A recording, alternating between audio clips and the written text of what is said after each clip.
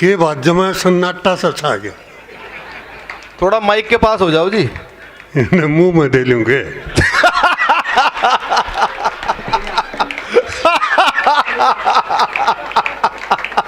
भाई बहुत अच्छे दादा, जिंदाबाद।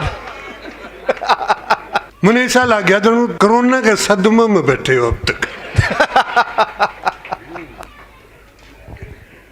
अब तक तेरा समझ में नहीं आ रहा है।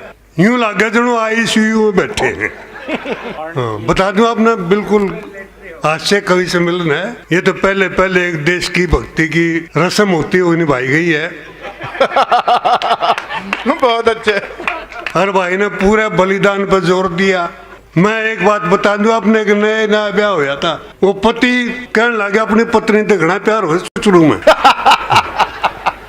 बिलामत तेरे ऊपर जान भी देश को हूं। वह बोली जान नहीं चाहिए, तू तो मेरे साथ रह के देख एक बार। बहुत अच्छे दादा। तो भाई देश को जान तो बहुत दे चुके हो, अब तो इस देश के साथ रह के भी देखो। क्या बात है दादा, जिंदाबाद। वाह वाह वाह। यानी देश के लिए जिंदा रहना, ये भी एक देशभक्ति है। बहुत अच्छी अच्छी कविताएं सुनाई। ताली कह रहे कम बजाओ हैं। मैं ये कहा करूँ, हरियाणा में ताली बजा नहीं करते, ताली पीटिया करो। तो एक बार जोरदार इसके लिए ताली पीट दो। क्या बात है दादा, जिंदाबाद जिंदाबाद। वाह वाह वाह। मेरी उम्र खतरे के निशान से ऊपर से बहरी, पर मैं बुढ़ा नहीं समझता अपना अपना। अन्ना बुढ़ा हूँ क्योंकि मैं ड्राई फ्रूट जैसा हूँ।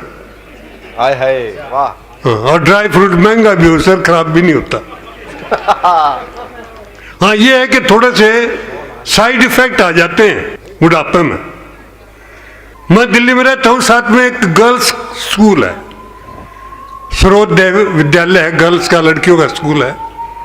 वहां से एक दिन प्रिंसिपल का फोन आ गया, मेरे यूसुफ जी, हमने कोई सांस्कृतिक कार्यक्रम रखे हुए हैं बच्चों के, तो आप जज बन के आ जाओ। अच्छा, जज वो बनाता है जी जिसने पैसे नहीं देने होते। जो पेमेंट निकलना चाहता है वो हमने जज बना के बुला दे, कि उसमें कुछ नहीं लगता, ज्यादा से ज्यादा 1100 रुपये दे देंगे, एक तौलिया पकड़ा देंगे, बस काम खत्म। बहुत अच्छे। तो हम टलते हैं।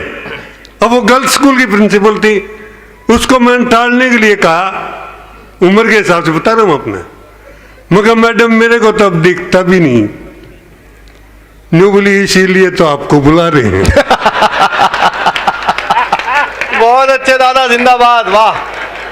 बहुत अच्छे। गर्ल्स स्कूल वाले, गर्ल्स स्कूल वाले। हाँ, वास्तविकता है सब। एक तो मैं आपने इसे बता दूंगा सही, ये जो वैक्सीनेशन का साइड इफेक्ट मेरे को हुआ था, मैंने वो फेसबुक पे भी डाला था, और वो उस पर भी क्यों है एक दूसरी व्हाट्सएप, हाँ व्हाट्सएप पर भी डाला था, शायद आपने पढ़ा भी हो। नहीं पढ़ा हो तो बहुत सारे ऐसे होंगे जिसने नहीं सुना, अब तक नहीं पढ़ा है। मैं तो उसका कैसे मेरे पास साइड इफेक्ट हुआ, जैसे मैं कार में बैठा, बच्चे लेके गए थे। एक और अजीब बात बताऊं आपने इस कोरोना की, पहले हम बच्चा के जब वैक्सीनेशन करते हैं ना, बच्चों के विषय लगते हैं टीके, तो माँ बाप टीके लगवा के लगता है, और ये कोरोना का टीका बच्चे माँ बाप ने लेके गए कि बुढ़ा के लगवाओ पहले। तो मेरे बच्चे को लगवाने के बाद आगे मैं कार में बैठ के चल पड़ा, तो मैंने दिखना ही बंद हो गया जी। हाँ, एकदम धुंधला धुंधला दिखने लगा। मैंने उन बच्चा था कहा, मगर बेटे में तो दिखता ही नहीं, क्या हो गया पता नहीं। जब मैं नीचे गाड़ी देखी नीचे, तो वो बहुत गहराई सी, तो उसने डॉक्टर को फोन किया। डॉक्टर ने कहा जी तुरंत वापस लेके आओ उनको, और मैं गेट पे ही खड़ा हूँ। जब बच्चे मेरे को वापस ले गए, वो डॉक्टर साहब गेट पे खड़ा था। जाते न्यू बोला, बोले महाराज ये अपना चश्मा पकड़। तू बिला नर्स का चश्मा उठा ले गया। बहुत अच्छे दादा, वाह। ये साइड इफेक्ट था जी। अच्छा बुढ़ा नहीं समझे हैं, मैं जींद के पास का रहने वाला हूँ जी। जींद में राजा हुआ करते थे पहले, और राजा जो होता था वो उल्टे सीधे काम करने। उनने एक नया नया राजा बना था, उसने क्या काम किया, जेल के गेट खोल दिए, आगे दरबार लगा के बैठ गया, सारे कड्डी छूट गए। तो सारे उसने सलाम करते जा रहे थे, नमस्ते करते जा रहे थे। सबसे बाद में एक मेरे ते भी बूढ़ा बड़े बड़े दाढ़ी वाला आया, आहिस्ता आहिस्ता सरकता सरकता। तो राजा ने पूछ लिया उससे, मैं महाराज जेल में कब से बंद हो? वो बूढ़ा बोला, हजूर मैं तो आपके बाप दादाओं का टाइम का हूं। आंखें मासू आ गई राजा का। न्यू बुला रहे, इसमें उल्टा बंद करो, यूं तो हमारे पूर्वजों की निशानी है। बहुत अच्छे। तो बूढ़ा तो पूर्वजों की निशानी होता है जी। अच्छा यहाँ बहुत सारे बूढ़े बैठे हैं, उनको मैं एक हिदायत दिया करता हूँ। एक तो आप बच्चों के जीवन में दखल मत दो, कोई जरूरत नहीं बच्चों के जीवन में दखल देने की। देते हम, मानते नहीं। वो एक अपना हरियाणा का था, मैंने उससे पूछ लिया, मेरा तेरा छोरा क्या कर रहा है? बुढ़ा था वो, न्यू बोला जी डॉक्टर से है। मगर भाई उसकी बातचीत करने के ढंग से उसे तो पता नहीं लगता कि वो डॉक्टर है। न्यू बोला जी लगता तो मन ने भी को नहीं। मैं फिर डॉक्टर किस तरह है? बोला जो वो कहीं से आओ है ना या जाओ है, मैं उसने पूछ लू बेटा कहाँ जा रहा है या कहाँ से आ रहा है, तो न्यू कहेगा बाबू तेरे के बीमारी है। भाई बहुत अच्छे दादा, जिंदाबाद। तो यह बीमारी पाड़ो ही मत, कहीं जाओ कहीं आओ, तन के लेना देना। वास्तविकता है ये सब, मानते नहीं। अच्छा शिक्षा बहुत दे हैं, हमारा हरियाणा के बालक ने शिक्षा देने की कोई जरूरत नहीं। एक देखा कि बीड़ी पीने की ज्यादा प्रचलन अपने यहाँ, बच्चा था बीड़ी पी रहा था, 7-8 साल का है।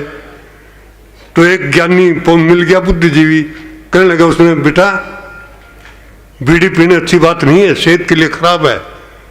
वो छोरा हरियाणा का था, नहीं बोला मेरा दादा 105 साल का होके मरा था। बोला वो भी बीड़ी पिया करता? बोला ना। बोला फिर कि अपने काम से काम रखा करता। बहुत अच्छे दादा। तब अपने काम से काम रखो, कोई जरूरत नहीं ज्यादा अकल लगाने की जरूरत नहीं। मत इसलिए कहता हूं हमारा हरियाणा का आदमी इसीलिए खुश रहते हैं, आनंद मौज मस्ती में रहते हैं कि हम अकल का कम से कम प्रयोग करते हैं। न्यू क्या है होगी तो नहीं, जिसमें से वो क्या कर रहे हैं, वो शायद दुखी होने का और कुछ नहीं कर रहे। ये कह रहे हैं हाँ जी क्या बात होगी, लगता उड़ा होगा। ये पीछे हमारी निशानी बैठी है बुजुर्गों की। हाँ उड़ा दे यूं कह रहा था बुद्धिजीवी। मैं अपना हरियाणा का जैसा प्रदेश, इतना आनंद वाला प्रदेश कहीं नहीं मिलेगा अपना। एक तो हम कड़वा नहीं बोलते, आहा।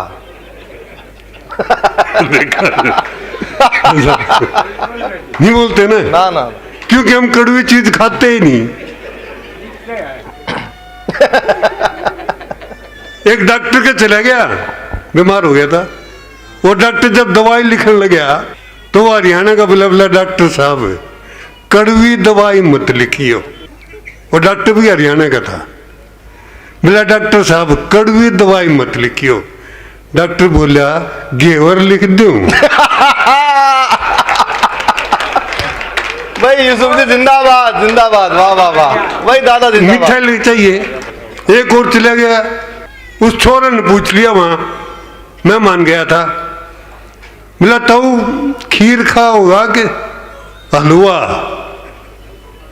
मैं बोला क्यों तारे के कटोरी से? बोला कटोरी तो बहुत है। फिर बोला दोनों लिया, खीर भी खाऊंगा हलवा भी खाऊंगा। ये हमारा आनंद है जी। लड़के बच्चे बड़े तेज। वो एक लड़के की दादी का बर्थडे था, तो उसके पिताजी ने पूछ लिया एक दिन पहले, बेटा बोला कल तुम्हारी दादी का बर्थडे है, दादी को गिफ्ट में क्या दोगे? न्यू बोला फुटबॉल दूंगा। न्यू बोला बेटा तेरी दादी की फुटबॉल खेलने की उम्र है? न्यू बोला क्यों? पिछले महीने मेरा बर्थडे था, मेरी दादी ने मेरे को गीता भेंट करी थी। बहुत अच्छे दादा, समझ में आ गया? तालियां एक बार जोरदार। हाँ, तालियां बजाते रहो। हाँ बस आनंद लेना और कुछ नहीं। कविता दिए सुनाऊंगे तुमने खूब। हाँ बड़े बड़े कवि बैठे, खूब कविता सुनाओगे। एक पहले सुना गया बहुत है। फिर थोड़ा आनंद लो बस, सिर्फ आनंद। हाँ वो एक दारू पीने लग गया जी, रोज दारू पी के घर जावा। तो रोज दारू पी के घर जा करता, तो उसका दोस्त जो उसके साथ पिया करता, उसने एक दिन पूछ लिया, बोला रे तू रोज घर जाओ दारू पी के, तेरी घरवाली कुछ कहती को नहीं? बोला कब ऐसे? अके कब है? न्यू कह बोला तेरे दोस्त के कीड़े पड़ेंगे।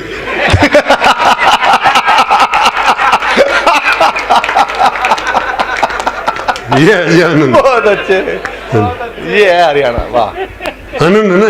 अच्छा एक दिल्ली की बात बता रहा हूँ, मैं एक अपना हरियाणा का सिपाही था पुलिस में, उसको 2 दिन की छुट्टी की जरूरत थी। वो SHO के पास चला गया, कहने लगा जी छुट्टी चाहिए। SHO ने यूं मजाक दिया, बोला छुट्टी नहीं मिलेगी, बहुत काम है। बोला जी छुट्टी चाहिए, जरूरी है, मुझे बात बनना है। नहीं छुट्टी नहीं मिलेगी। आखिर बात पर तय हो गया जी। वो SHO यूं बोला कि मैं तेरे से एक सवाल पूछूंगा, जब तू उसका जवाब दे देगा तो तुम्हें छुट्टी मिलेगी, नहीं तो नहीं मिलेगी। बोला जी पूछ लो। अब देखो जी हरियाणा SHO ने हरियाणा के सिपाही से एक इंटरनेशनल सवाल पूछा। इंटरनेशनल मैं बताऊंगा जब सवाल पता, आपको पता, सबको पता सवाल का। सवाल था कि कटप्पा ने बाहुबली को क्यों मारा? ये SHO ने हमारे सिपाही से पूछा, बोला बता कटप्पा ने बाहुबली को क्यों मारा? न्यू बोला जी बाहुबली ने कटप्पा को छुट्टी नहीं दी होगी।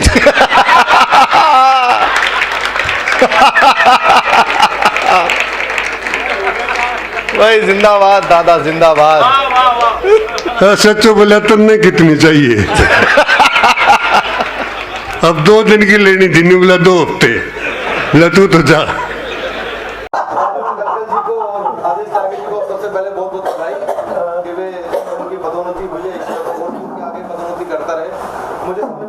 क्या सुनाऊं, क्योंकि मैं अकेले ऐसा कभी हूं जिसको कविताओं के लिए बुलाया ही नहीं जाता। हमारा धोखा भी ऐसा है भाई, हमारे 2 कवि ऐसी भी बन गए, तो मुझे ये आश्वस्ति मिल गई आज कि कल को पंजाब पुलिस पकड़ने आएगी तो दिल्ली पुलिस बचा लेगी।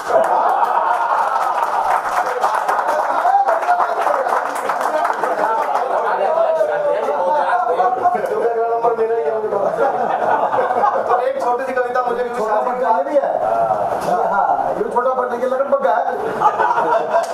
शादी की बात कर दी बलजीत जी ने, तो मैं कुंवारों पर मैंने कविता लिखी थी, वो मुझे अचानक से याद आ गई, वो मैं आपको सुनाता हूँ। शादीशुदा आदमी के अपने मजे हैं, लेकिन कुंवारे आदमी के महेंद्र जी अपने मजे हैं।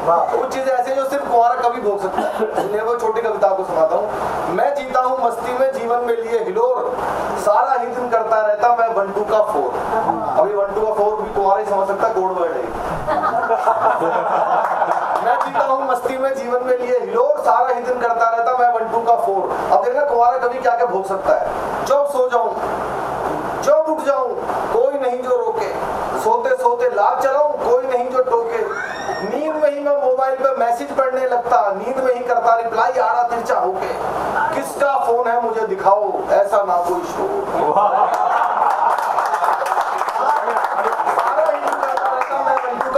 और एक पंक्ति तो ऐसे जो सिर्फ कुंवारा कभी भोग सकता है, बहुत आनंद आएगा आपको।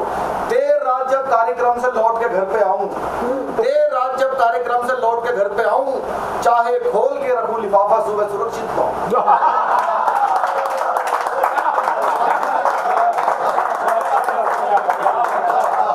देर रात जब कवि सम्मेलन से लौट के घर पे आऊं, चाहे खोल के रखूं लिफाफा सुरक्षित पाऊं, कोई नहीं जो मुझसे मांगे लेन देन का ब्यौरा, सारे पैसे जमा करूंगा सारे अभी उड़ाऊं, इसको या उसको जब चाहूं कर देता इग्नोर, सारा ही दिन करता रहता मैं बंटू का फोन। लेकिन साहित्य सरगम की गोष्ठी है और कविता में मोरल होना, मोरल ऑफ द स्टोरी होना बहुत जरूरी है, मैसेज बहुत जरूरी है। तो मोरल ऑफ द स्टोरी सुनना आखिर में क्या होना है। लेकिन मित्रों जल्दी ही हो जाएगा गठबंधन, फिर ये हास परिहास ना होगा, होगा केवल क्रंदन। अपनी तो ये सारी ही आजादी छिन जाएगी और बेचारा दीपक सैनी बन जाएगा नंदन। मोरल ऑफ द स्टोरी देखना राजेश जी, बिन बारिश के नाचने वाला बन जाऊंगा मोर, जीवन भर तो कोई ना कर पाया बंटू का फोन।